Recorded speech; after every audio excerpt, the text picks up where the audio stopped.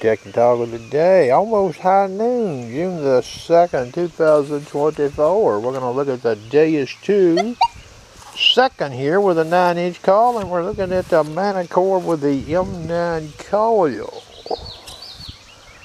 Odds-wise in the wild. See that gold ring and that wire there? Now there's two 2x4s there stacked up. Which of these detectors running multi-frequency is that ring probably more in danger of being located?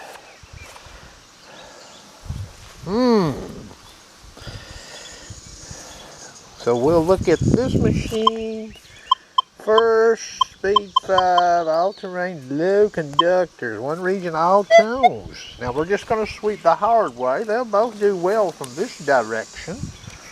We're coming the hard way.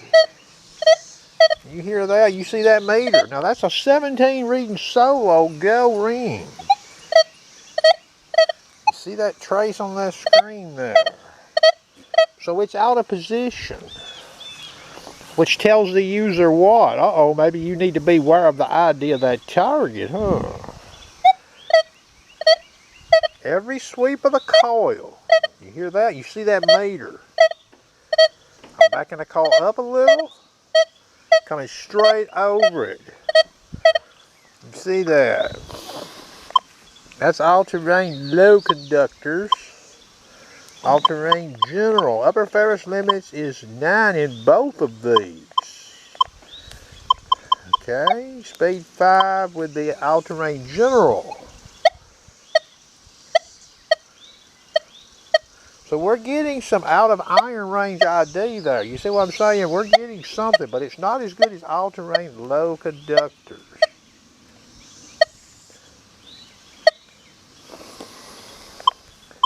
I will noise cancel the machine one time, because I've got an airplane moving around up here. All-terrain general again. So that's lacking compared to all-terrain low conductors, but still, that's pretty good. You'll see why in a minute.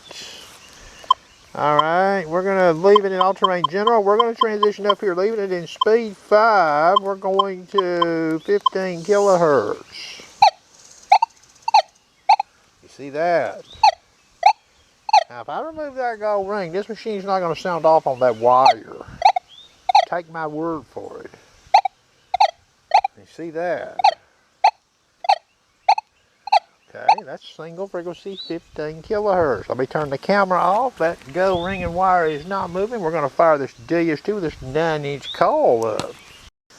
Alright, before I show you this DS2, I want to show you this here too, okay? We're going to leave the machine. This is still the Manticore, all-terrain low conductors. Upper Ferris limits number 9. You see it in the camera there. Alright, speed 4. So you see that meter and you hear that signal. ID. Granted it's in error, but that's not too bad. Okay, speed 5. You see the ID. Speed 6. You see the ID. Speed 7. Still got ID and signal. Speed 8. And again, that is two 2x4s there stacked up. Similar size coils here. 9-inch coils by the manufacturers. Alright. Alright, DS2's fired up here. Fast program. 6.8 DS. Reactivity is currently at 2. Silencer is at 2. That's the default setting. Iron tint is off. No ID on that target. You hear that? Now that's pitch tones in the fast program. Silencer 1. Now I start getting ID. So silencer 2 in the wild, and you come over that and you're glancing at your screen or whatever, you're inexperienced with this machine, you know, you could slip up, maybe draw a wrong conclusion about what you've got under your coil there. Silencer 2 again. No ID. Silencer 1. Now I start getting that ID in the window. We're changing programs, sensitive FT, full tones. I'll dial the offset to 10. I'll take all the factory notch out right quick. Default silencer setting of 3. Speed 3. Oops. Iron tone. No dice. Okay, even backing the call up. Even backing that call up. Speed 3. Now remember, we're only 2x4s high there. Leave the reactivity at 3. I'm going to change the silencer to 1.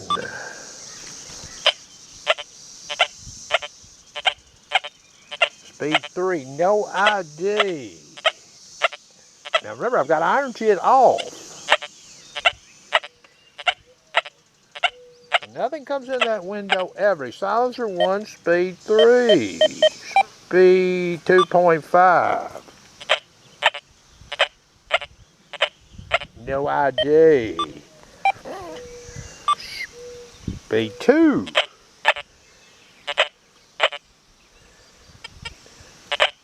Speed 2, I start getting ID. Back to speed 2.5. No ID. Speed 1.5. I've got ID. Okay. So remember what the Manicore did there. On this same TS coming down that barrel of that wire over that gold ring. It was much more forgiving with the speed setting. This machine not so forgiving to get an ID. Now, I'm going to change the tones in this just to listen to this. I'm just going to change it to 5 tones. Leave the silencer at 1. Okay, reactivity 2, we had ID. What does this sound like? So you get to hear that. That meter's reading 6571. Speed 2.5. We didn't get any ID. The audio sounds about as good or bad, depending on how you want to say it, but no ID. Backing the call up. Back the call up there, I get a little ID. Speed 3. Coming straight over the top. No ID. Silencer 1. Sensitive FT. Let's back the call up.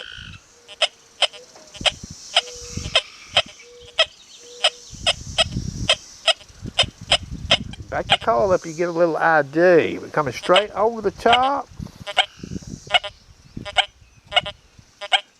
No ID. Alright. Turn this Manicore back on real quick. Just letting you all know, if you're using this equipment and what could be left out there depending on what somebody has done. All-terrain low conductors. Speed 7. Upper ferrous limits number 9. Straight over the top. You see that meter. Now granted, it's painting that down there. Straight over the top. We've got positive, non-ferrous indication. Okay. I'm going to remove the gold ring. Now all that's down there is the wire. You just seen the machine behaving like it did with the gold ring down there. There's nothing there but wire. We mashed the horseshoe button. Iron tone, you see it up there. Painting in the screen. Now I didn't show it. The Deus in mono program does well on that test too. Like this machine sort of does in single frequency. But, you know, there's disadvantages to running single frequency on both of these machines. But it could get you on that go ring. Meaning, depending on what mode a Manicore user's running, and what mode and what speed a DS2 runner's running, and what they're digging, they could miss that go ring coming from the hard way with that wire laying there. That's going to conclude the video.